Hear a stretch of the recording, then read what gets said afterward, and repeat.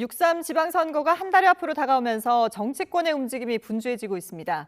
특히 14곳에서 치르는 재보궐선거에 중량감 있는 후보들이 나서면서 관심이 커지고 있는데요. 지방선거 준비에 돌입한 정치권 소식 두 분과 함께 자세히 들여다보겠습니다. 성치훈 더불어민주당 부대변인 그리고 손수조 국민의힘 미디어 대변인 두 분 나오셨습니다. 안녕하십니까? 안녕하십니까? 네.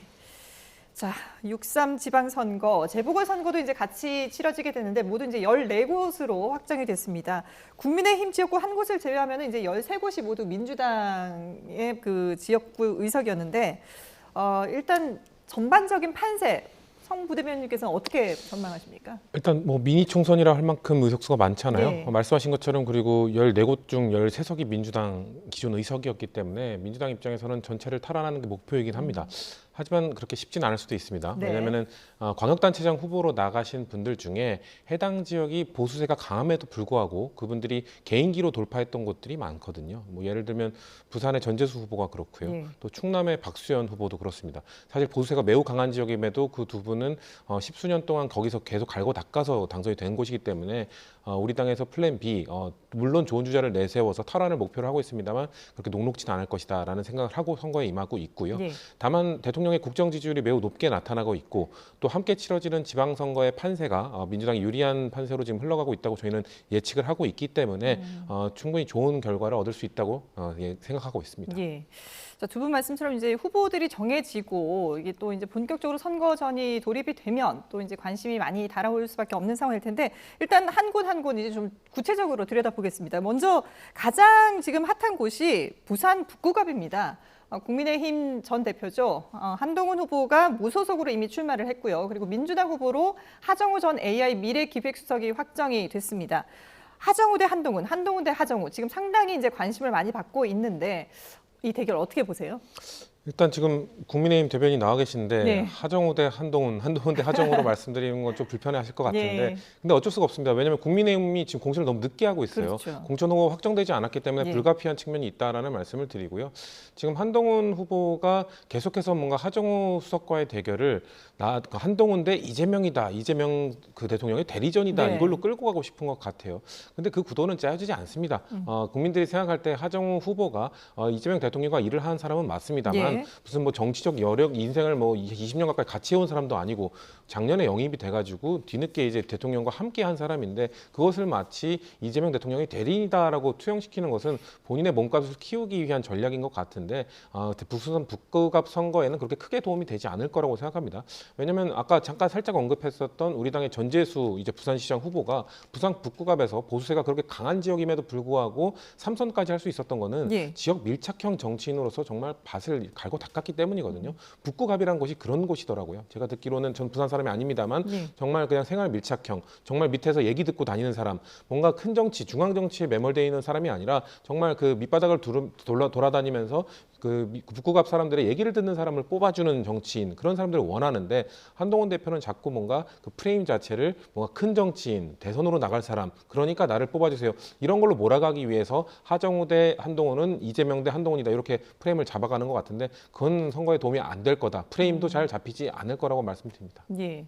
지금 이제 뭐 국민의힘 후보가 정해지지 않았기 때문에 하정우 대 한동훈이라고 이제 저희가 표현을 하긴 했습니다만은 지금 국민의힘에서는 일단 박민식 전 장관 그리고 이영풍 전 기자, KBS 기자가 일단 출마 선언을 한 상황 아니겠습니까? 언제쯤 그럼 확정이 되는 건가요?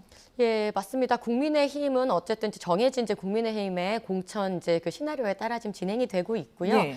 조만간 이제 공식 후보 이제 경선을 통해서든 기본 원칙은 경선이기 때문에요. 네. 정해질 텐데요. 제가 주말마다 부산을 내려가고 있습니다. 아. 또 제가 사상구 출신인데 또 예. 바로 옆이 북구다 보니까 그 현장의 이야기들을 많이 듣는데요. 사실상 뭐 현장에서 나오는 목소리도 그렇고 또 이제 여러 여론조사 이런 이제 수치를 보면은 사실상 삼자 구도로 지금 거의 이제 이루어지고 있습니다. 삼자 구도면 네. 국민의힘에게 좀 힘들기는 합니다. 그래서 아마 보수의 단일화 이런 부분들을 많이 관심 주시는 것 같은데요. 부산 PK에는 이런 정서가 있습니다. 무소속에 대해서는 아무래도 사표 방지 심리가 있어요. 그래서 시간이 흐르면 흐를수록 무소속 후보는 많이 빠지는 경향이 있습니다. 예. 그래서 아마 시민분들께서 그러니까 두 후보 간의 어떤 자기적인 단일화가 이뤄지기보다는 시민분들께서 아마 표를 후보를 되는 쪽으로 몰아주시면서 그렇게 조금 투표 양상이 나오지 않을까 생각이 되고요. 아무래도 북갑 하정우 수석이 이재명 대통령께서 나가지 마라, 작업당하지 네. 마라 했었고 또 정청래 대표는 계속 러브콜을 보냈던지라 아무래도 관심이 많은데 어제 이제 구포시장을 돌면서 또 이렇게 뭐 손털기 논란 이런 것도 나오고 해서요. 많이 관심이 있으신 것 같습니다. 근데 제가 현장에서 느끼는 부산 북갑의 분위기는 연고가 가장 중요하더라고요. 그래서 그 지역에서 얼마나 오랫동안 그분들과 소통을 했는지 그런 뭐 북구 사람이 누군지 뭐 이런 네. 것들이 많이 관심을 주시는 것 같더라고요. 지역이 중요하다. 그래서 지금 그 한동훈 후보도 그렇고 하정우 수석도 그렇고 내가 서로 부산에 연고가 있다. 내가 부산 지킴이다. 이런 입장을 내놓고 있지 않습니까? 사실 한동훈 전 대표는 부산에 연고가 사실상 없다고 봐야죠. 예. 검찰 시절에 잠깐 부산에서 근무했던 정치를 부산에서 처음 그쵸. 시작했다. 뭐 네, 이런, 그런 예. 것 정도밖에 없고 아까 그 바로 북구 옆이 사상이라고 하셨는데 네. 그 하정우 수석 같은 경우에는 사상에서 학교를 나온 걸로 알고 있기 때문에 그리고 고등학교도 또 북구갑에서 3선을 한 전재수 의원, 전재수 부산시장 후보의 또 후배이기도 하고요. 네. 그런 것 때문에 친숙한 부분이 있을 겁니다. 그리고 하정우 수석 같은 경우는 이전에 이 언론에 알려졌을 때는 서울말을 쓰다가 이제 부산 출마가 이제 확정이 되니까 바로 부산어 패치로 전환이 되면서 네. 또 부산말을 또 확실하게 또 쓰시더라고요. 그렇기 때문에 모르겠습니다. 서울말을 쓰냐 부산말을 쓰냐 어디에서 태어나냐 이런 것도 있겠습니다만 저는 북구갑 분들이 그래서 어떻게 누가 북구갑을 발전시켜 줄 것인가 여기에 더 귀를 기울이면서 네. 중앙 정치에 매몰되지 않고 얘기를 들으면서 어떤 얘기를 나에게 하는지 들어보고 판단을 해주실 거라고 믿기 때문에 예. 지금 나오고 있는 뭔가 후보들 간의 약간 초반 기싸움 이런 것들은 약간 우리 이 정치권에서 다루는 내용이지 정말 북구갑 주민들은 그런 기싸움보다는 얘가 무슨 얘기하나 들어보고 싶어하지 않을까 저는 그렇게 봅니다. 예, 공약이 더 중요하고 그쵸. 정말 부산 북구갑의 발전에 도움이 되는 사람을 뽑을 것이다. 근데 앞서서 이제 저희가 그 한동훈 후보 같은 경우에는 자꾸 이제 이재명 대통령 대 한동훈 후보의 대결이다라고 프레임을 짜고 있는데 그게 녹록치 않을 것이다라고 평가를 해주셨거든요. 어떻게 보세요? 네, 맞습니다. 그게 이제 그렇게 몰고 가고 싶어도 그렇게 잘 안 되기도 안 될 거고요. 붙고 계시는 시민분들한테 그게 귀에 쏙 들어오지도 않을 거예요. 뭐 아무리 이재명 대통령과 대리전을 치르러 왔다고 해도 그런 건 모르겠고 그래서 우리에게 무엇을 해줄 것인지 예, 그게 가장 중요한 이슈이기 때문에 아무래도 한동훈 이제 무소속 후보께서는 조금 전체적인 큰 프레임 안에서 조금 바람 정치, 바람 선거를 하고자 하시는 것 같아요. 네. 그런데요, 이제 부산의 민심을 들어보면 이런 것이 어쩌면 부산 전체의 선거에는 도움이 될 수도 있습니다. 가령 전재수 후보에게 까르띠에 받았냐 안 받았냐 뭐 이런 식으로 이제 몰아붙이면 이게 부산 전체에는 조금 출렁이는 게 있습니다. 네. 아무래도 스피커가 크시기 때문에 그렇죠. 근데 하지만 부산 북구에서의 표심과는 조금 동떨어집니다. 아무래도 이제 한동훈 무소속 후보께서는 조금 강남 출신이시고 아까 말씀 주셨던 것처럼 부산 사투리도 잘 못하시고 그러다 보니까 조금 이질감이 느껴지는 부분이 있는 것 같아요. 네네. 그래서 조금 뭔가 거대 담론 속에서 이재명 대통령과 맞대결로 몰고 가고 싶어 하시겠지만 그게 녹록지는 않을 것 같습니다. 예.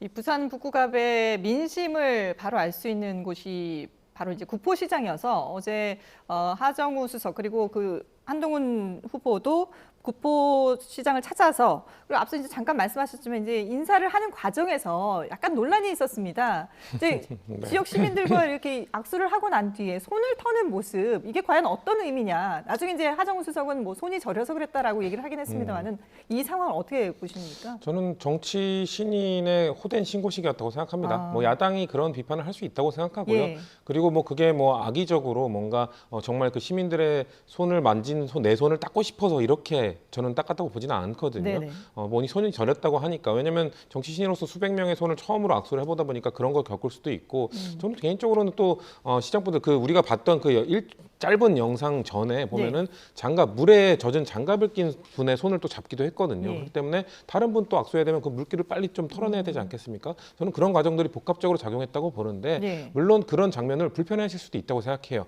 부러운 구포 시장에 계신 분들이 불편해하실 수 있다고 생각하면 시정해야 됩니다. 시정하면 되는 것이기 네네. 때문에 정치 초보로서 뭔가 정치 신인으로서 그런 부분들이 좀 미숙해 보일 수 있고 오히려 어떻게 보면 그런 것들이 미숙하지만 좀 더 그럼에도 불구하고 만나기 위해 계속해서 그 부산 구포시장 분들에게 접근하기 위해 노력하는구나라는 인상을 심어줄 수도 있기 때문에 예. 앞으로 잘하면 된다고 생각합니다. 예, 앞으로 잘하면 된다. 혹시 뭐 이 부분에서 하실 말씀 있으실까요?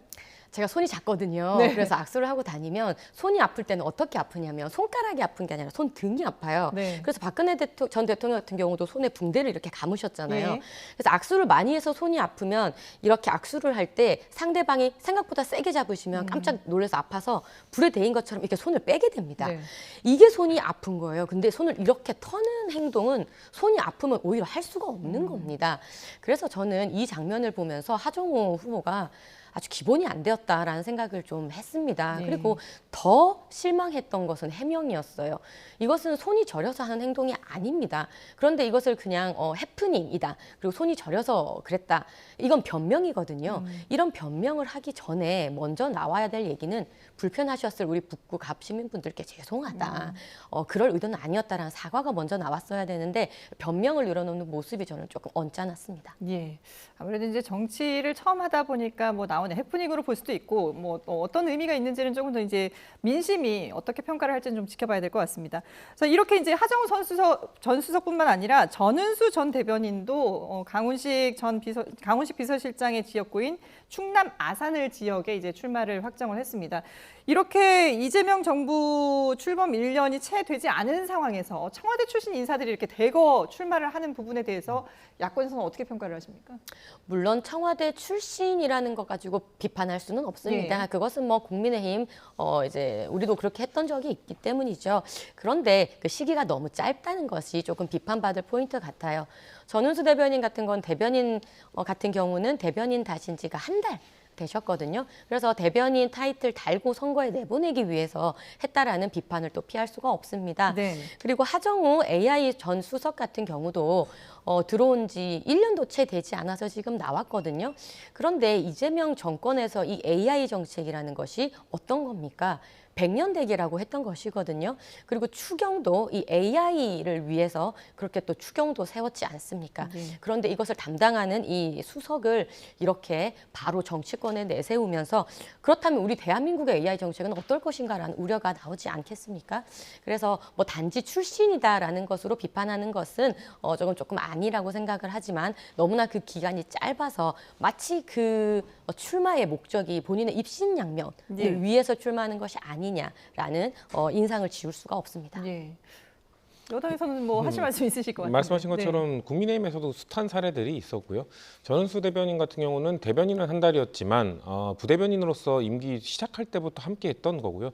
마지막에 이제 부대변인으로서 역할을 잘해줬기 때문에 대변인으로 승격됐을 때 또 제가 알기로는 대한민국 그 대통령실 최초로 여성 두 대변인, 양 대변인 체제로 또 그 한 달 동안 운영이 됐기 때문에 네. 그런 상징적인 의미도 있다고 생각합니다. 하정우 수석 같은 경우는 사실 대통령께서 끝까지 잡고 싶어 하셨죠. 그렇죠. 그래서 하 GPT 뭐 작업 들어오던데 작업 넘어가지 마십시오라고 했었는데 결국 마지막에는 대통령실 강훈식 비서실장의 입으로 이건 대통령이 결정할 문제가 아니다. 네. 하 수석 본인의 결단이라고 하면서 넘긴 거기 때문에 하 수석 본인도 끝까지 대통령 곁에서 말씀하신 100년 대계인 AI 관련된 국정 운영 방향을 설정하고 그거에 공을 세울 것인가를 고민했을 것입니다. 근데 아마도 입법적인 부분도 필요할 것이다. 그래서 입법적인 부분 국회에 들어가서 대통령의 국정 운영에 발맞출 수 있는 AI 입법을 내가 하겠다라는 생각으로 간 거기 때문에 뭐 부산 북구 갑 분들이나 이런 분들도 그걸 충분히 고려하지 않을까. 또 모르겠습니다. 또 특히나 한동훈 대표 후보 같은 경우에는 그걸 갖고 뭐 대통령의 선거 개입이다라고 또 과도하게 네네. 공격을 하던데요.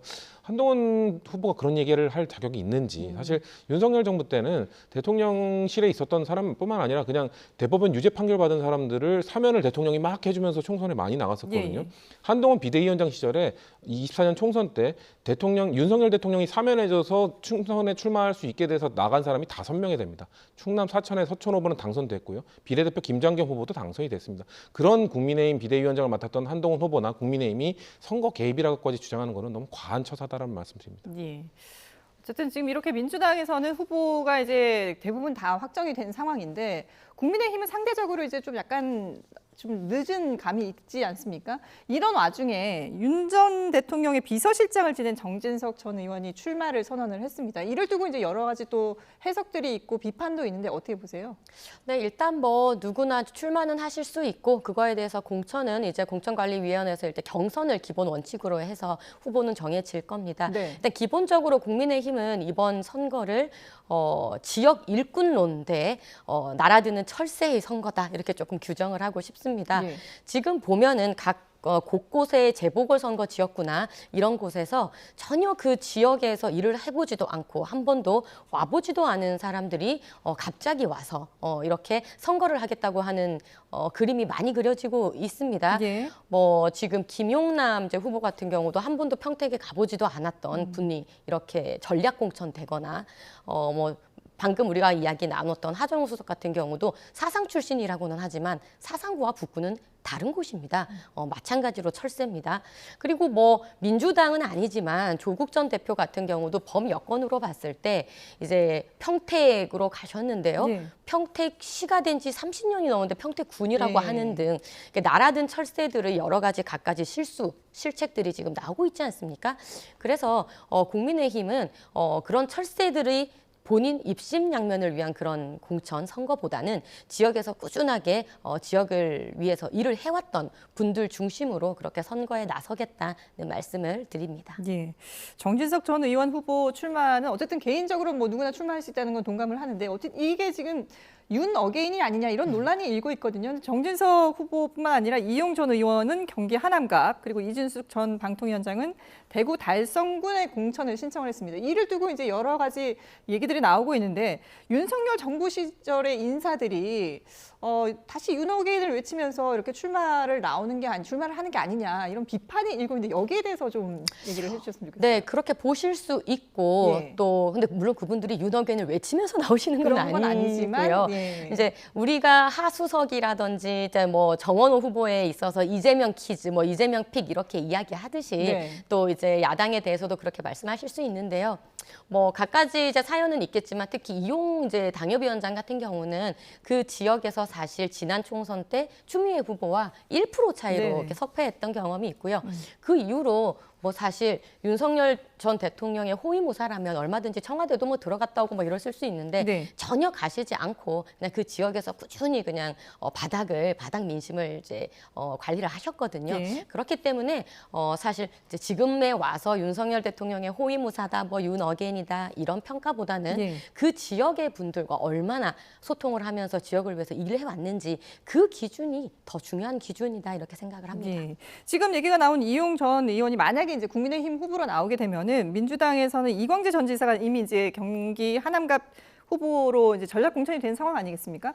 이 맞대결이 또 관심을 모으고 있는데 어떻게 전망을 하세요? 일단 아까 말씀하신 것처럼 이용 전 의원은 뭐 윤석열 대통령과 뗄래야 뗄 수 없는 관계이고요. 예. 만약에 장동혁 지도부와 국민의힘이 절윤을 확실하게 했다면, 절윤 메시지를 확실하게 냈다면 이런 분들이 나오더라도 이런 분들이 경선을 통과해서 올라오면 굳이 윤 어게인 아니냐라는 비판이 없을 거라고 저는 봅니다. 네. 하지만 절윤을 제대로 해내지 못했고 그리고 뭐 물론 후보에서 최종 낙선했습니다만 윤곽근 예비후보, 충북지사 예비후보 같은 경우에는 나는 윤 어게인 후보 맞다라고 하는 분들 컷오프 시키지 않고 결선 투표까지 올라갈 수 있는 기회까지 주지 않았습니까? 이런 상황이기 때문에 사실 윤석열 정부 때 몸담았던 분들, 정진석 전 비서실장이나 이용 전 그 후보 시절의 비서실장이나 이런 분들이 그런 비판을 받을 수밖에 없는 겁니다. 네. 이광재 전 지사 같은 경우에는 이광재 전 의원 같은 경우에는 하남갑이 원래 지역구가 아니었죠. 그래서 옮겼습니다만 전국적인 인지도를 갖고 있는 분이고요.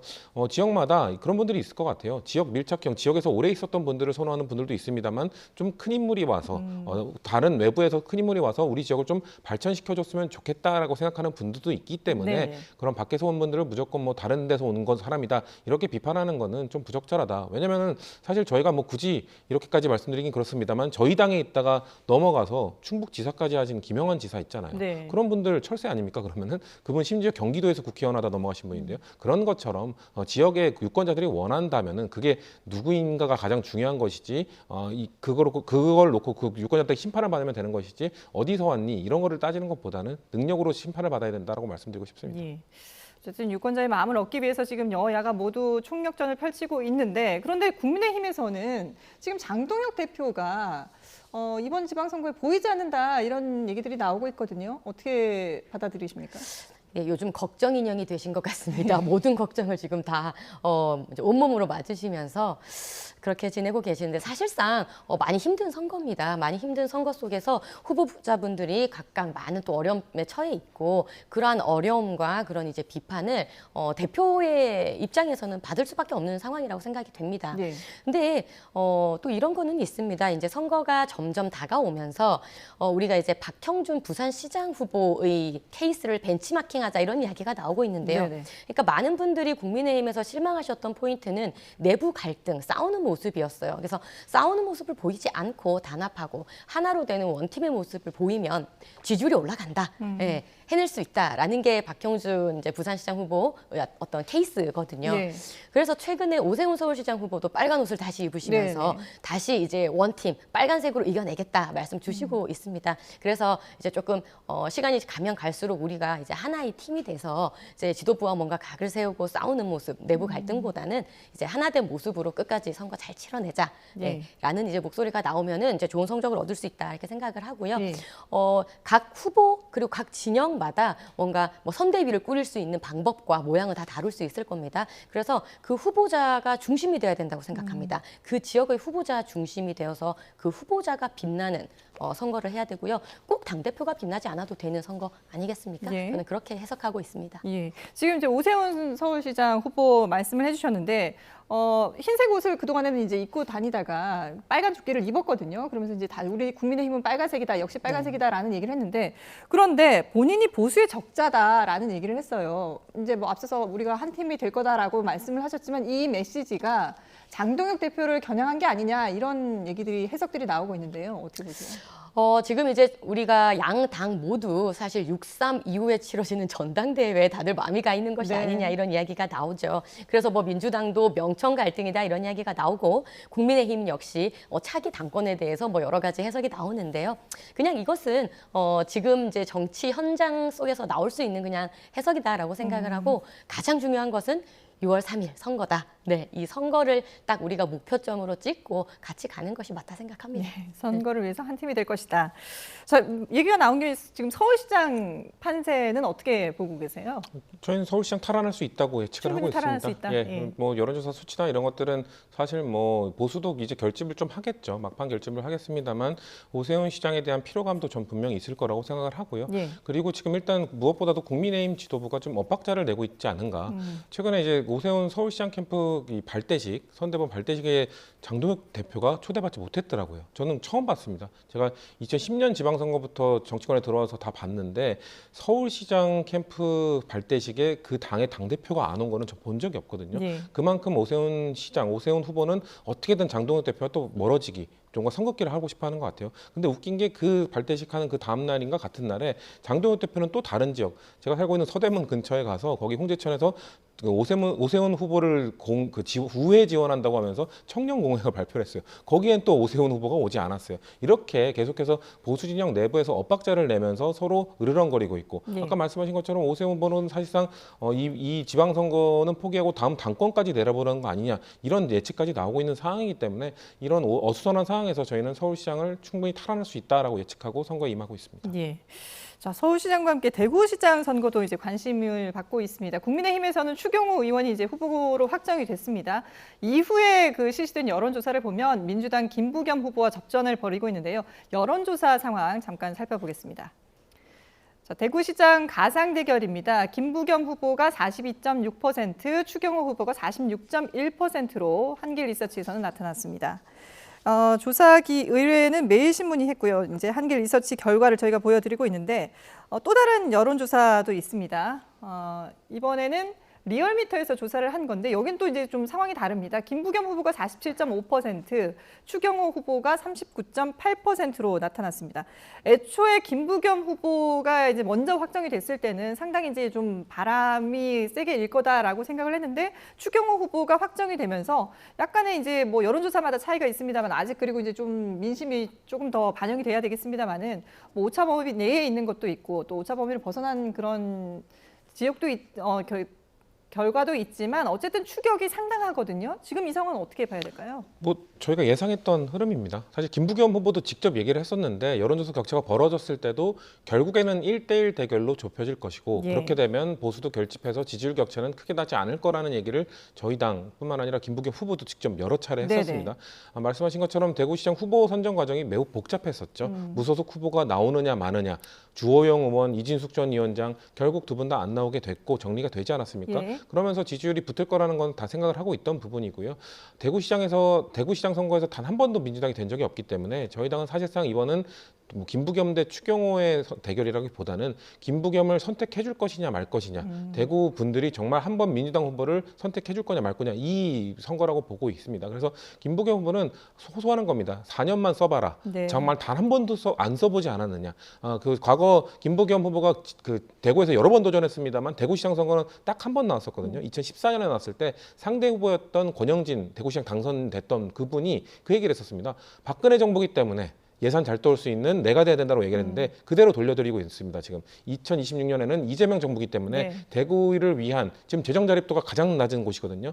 김부겸 후보를 한번 써달라는 이 읍소를 통해서 저희가 이길 수 있다는 가능성을 보고 가고 있습니다만 이기더라도 정말 신승할 거라고 보고 있습니다. 신승할 것이다.